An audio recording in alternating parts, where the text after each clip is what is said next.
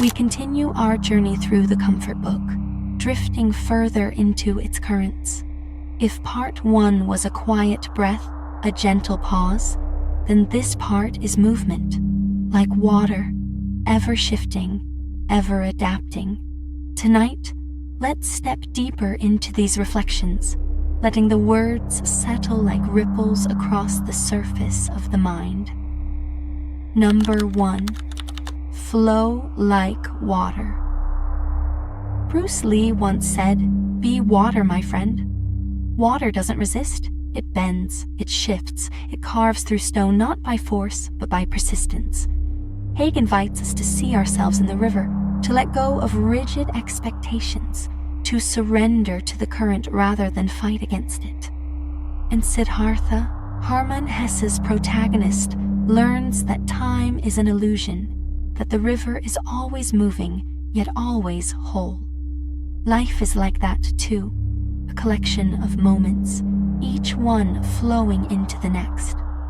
When we step back, the picture is larger, the beauty more visible, the pain just a shadow accentuating the light. Number 2, let the dam break. Unspoken thoughts, suppressed emotions, the things we hold back because we're afraid to be overwhelmed. Haig reminds us that holding them in is like building a dam. The pressure builds until we break. But what if instead we let things flow? Let them rise, let them pass, let them go. There is relief in release. Number 3, the elements of hope. Everything connects. Earth, water, fire, air. Our lives are made of moments that seem separate, yet belong to the same story. Haig speaks of how even despair holds fragments of beauty, how a single star can shine brighter against a dark sky, how a hug in the middle of pain can feel like salvation. If we could break apart our hardest moments and study them closely, we'd find tiny flecks of joy, of love, of hope. Hope is not always loud. Sometimes it's a whisper, but even the smallest whisper can call us home. Number 4, deleting the italics. We spend so much of our lives filling in the blank. I am not Twaha'di enough, not strong enough, not successful enough, not beautiful enough. These thoughts sit in our minds like sentences written in italics, subtle but persistent. Haig urges us to delete them, to cross out the not enough, and leave only what's true. I am enough, even in our imperfection, even in our doubts, even in our quietest, messiest moments. Number 5, the wealth of being alive. In 1981, Stephen Callahan spent 76 days adrift at sea, alone, starving, lost. He was surrounded by nothing but endless water, his survival uncertain.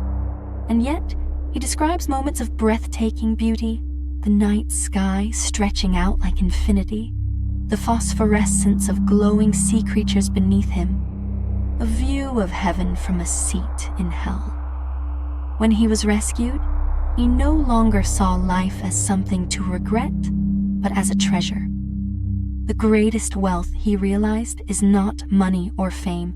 It is each moment we spend free from suffering, each second not spent in pain or loneliness. Life in all its simple existence is enough. Number 6, nothing is stronger than a small hope. Haig repeats this phrase like a mantra. Nothing is stronger than a small hope that doesn't give up. Hope is not grand, not always visible. Sometimes it's just a quiet decision to keep going, to take the next breath, to see the next sunrise. No feeling is final. The storm will pass. And on the other side, there is light. Number 7, the strength of togetherness. Nature teaches us survival in unity. The gold saddle goatfish, when threatened, swims in a perfect formation, appearing as a single, larger fish. Alone, it is vulnerable. Together, it is strong. Humans are no different. In times of struggle, we lean on each other. We are not meant to weather life alone. Number 8. The storm will end. We don't stop the rain by telling it to stop. Sometimes all we can do is let it pour, let it soak us, let it run its course. But the rain never lasts forever. And when the clouds part, we are still here, standing, breathing, ready for the sunlight. Number 9.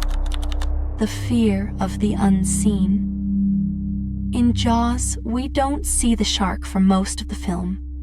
That's what makes it terrifying. The unknown, the unseen.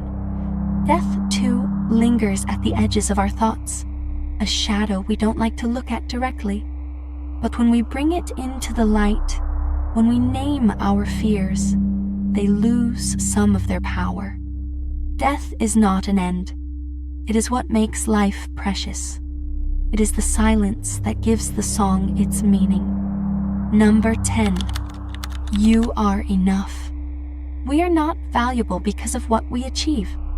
We are not worthy because of how we look, how much we earn, or how many people admire us. Our worth is not something we have to prove.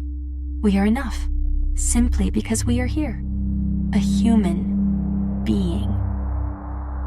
This book is like the river, soft, flowing, endlessly moving forward. It does not rush. It does not demand. It simply invites us to listen. And in listening, we remember. We are not the rain. We are not the storm. We are the ones standing in it, waiting for the sky to clear. So as we close this book, take a breath. Let the words settle. Let them flow through you like water. The future is unwritten, the river still moving, and within that, there is hope. Sleep well.